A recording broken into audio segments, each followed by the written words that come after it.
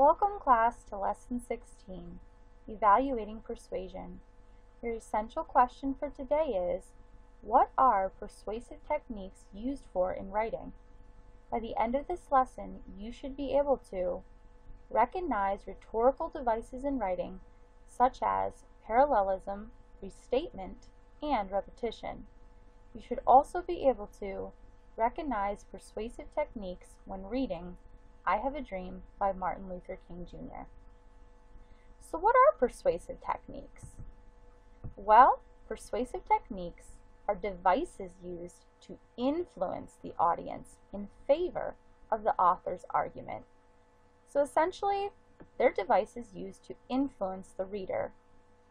In addition to presenting evidence in a persuasive speech, a speaker may also use the following: emotionally charged language, or rhetorical devices such as parallelism, restatement, and repetition.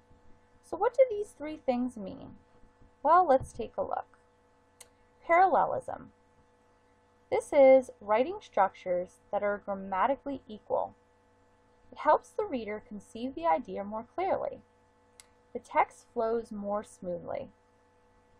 In parallelism, it also creates emphasis and importance, as well as a memorable message.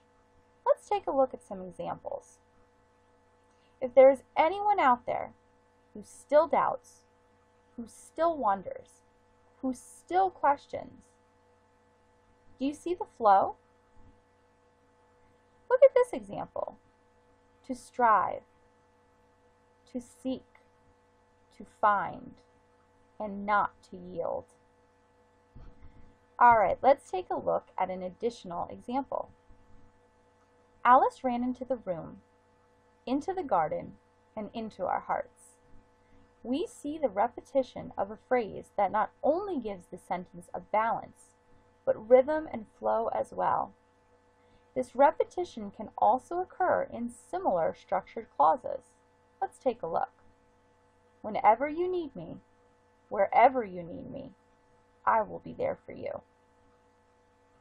So this is parallelism. The next device is restatement. Restatement is repeating a theme or idea to say the same thing using different words. Restatement can be a very powerful way to get a point across. Let's take a look at these two examples. And as we walk, we must make the pledge that we shall always march ahead. We cannot turn back. We succeeded, we were victorious, we accomplished the feat. Do you see the restatement in both of these examples? Do you see the same things being said 2 or 3 times?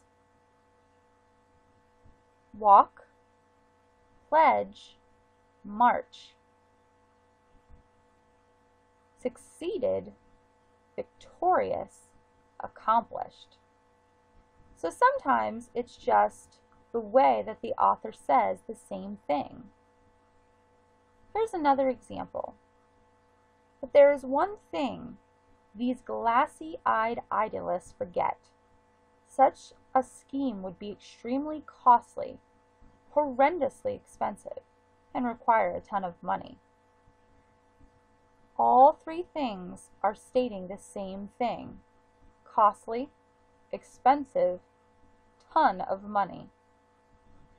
So again, this is when an author uses restatement. Let's take a look at the last device, repetition. This is when an author repeats a single word or phrase throughout the sentence or paragraph. Repetition can be effective in creating a sense of structure and power. In both speech and literature, repeating small phrases can ingrain an idea in the minds of the audience. Let's look at 2 examples. What lies behind us and what lies before us are tiny compared to what lies within us. If you take a look, this single word us is repeated 3 times, as well as what lies. Here's another one. Remember what it was like to be at school? Remember how much work you had to do? Here the author repeats the word remember twice.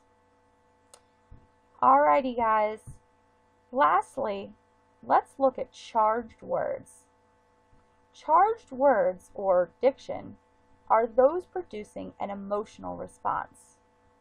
An author will often use these to create an emotional feeling or response in a reader. Let's take a look at some examples and think about ways that these charged words, the difference if these words would have been said in another way or a less charged way.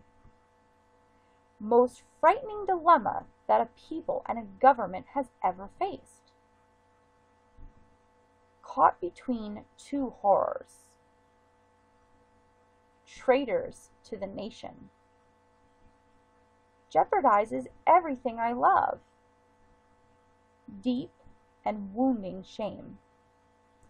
All of these words evoke a sense of emotion in the reader. These words are called charged words. Can you think of words that could have been replaced here that wouldn't have been as charged? Something more basic?